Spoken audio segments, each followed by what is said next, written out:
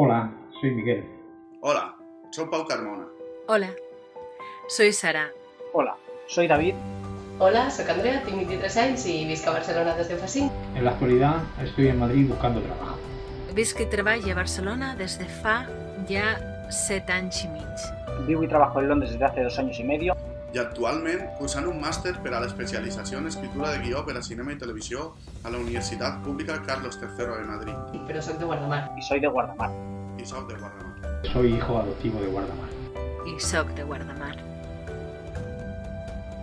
En las próximas elecciones, el 24 de mayo, Tú tienes la llave. L'oportunitat de canviar les coses al nostre poble.